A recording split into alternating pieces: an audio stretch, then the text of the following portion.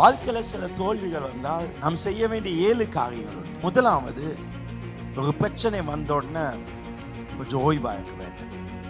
அந்த நேரத்தில் நீங்க செயல்படுற எல்லாமே உங்களுக்கு தோல்வி, டென்ஷன்ல இருப்பீங்க. அதனால முதலாவது ரெஸ்ட் பண்ணு. ரெண்டாவது, உங்க வாழ்க்கையில வந்த பிரச்சனைக்கு அல்லது தோல்வி காரணம் நீங்கன்னு உங்களை ஒத்துக்கொள்ளணும்.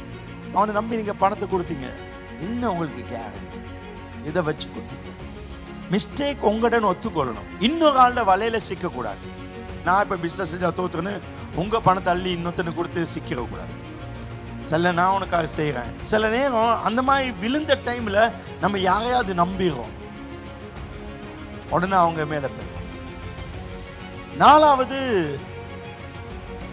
ஏன் விழுந்தீங்க தெளிவான காரணங்களை அறிஞ்சுக்கொள்ளுங்க. என்ன இங்க பிரச்சனை, எதனால இந்த பிரச்சனை வந்துச்சு, தெளிவான காரணங்களை அறிஞ்சுக்கொள்ளுங்க. அப்பதான் இந்த மிஸ்டேக் இன்னொருத்த நாங்கள் செய்ய மாட்டோம். ஐந்தாவது, இந்த காரணத்தினாலதான் விழுந்தீங்க, இனி இதை செய்யக்கூடாது அப்படி சொல்லி இருக்கும். இதுதான் பிள்ளைன்னு இருக்கும், இப்படி செஞ்ச கூடாதுன்னு.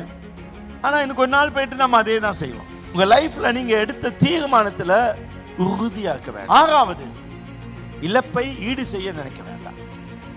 அப்ப ஈடு செய்ய நினைக்கும் பொழுது இப்ப 1 லட்சம் அதை எடுக்கணும் 9 லட்சம் போயிட்டு 10 லட்சத்துல நான் நஷ்டமாயிட்டேன், அதே மைண்டுக்கும் அப்படியே கூடாது.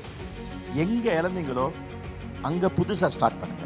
7வது, நெவர் கிவ் அப். லைஃப்ல எதையும் விடக்கூடாது, சாதிக்கணும். ஆமென்.